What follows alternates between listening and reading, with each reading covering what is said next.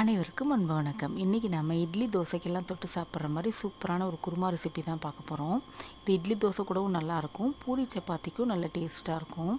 சூடான இட்லியில் இந்த குருமா ஊற்றி சாப்பிடும்போது அட்டகாசமாக இருக்கும். ட்ரை பண்ணி பாருங்கள். இப்போ எப்படி செய்கிறதுன்னு பார்க்கலாம்.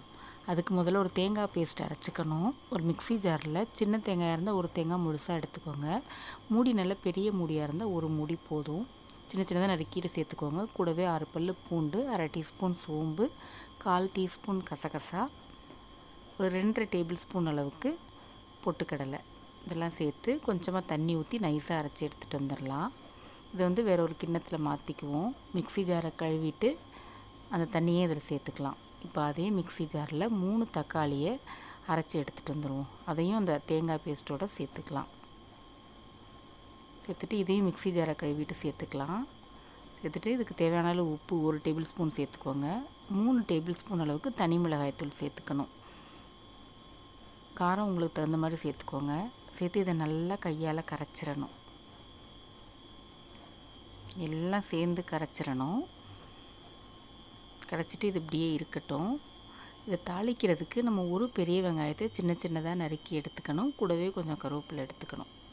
இப்போ தாளிச்சிக்கலாம். ஒரு கடாய் அடுப்பில் வச்சு 1 டேபிள் ஸ்பூன் அளவுக்கு எண்ணெய் விட்டுக்கணும். எண்ணெய் சூடானதும் ஒரு சின்ன துண்டு பட்டை, பிரியாணி இலை, கொஞ்சம் கல்பாசி, அரை டீஸ்பூன் சோம்பு சேர்த்துட்டு நல்லா பொரிஞ்சதும் நம்ம நறுக்கி வச்சுருந்த வெங்காயத்தையும் கருவேப்பிலையும் சேர்த்துக்கலாம். சேர்த்து வதக்கிக்கணும்.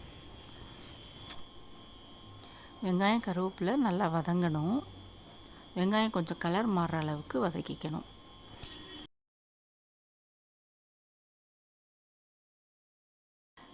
பாருங்கள், இந்த அளவு நல்லா வதங்கினதுக்கப்புறம் நம்ம கரைச்சி வச்சுருந்ததை இதில் சேர்த்துக்கலாம்.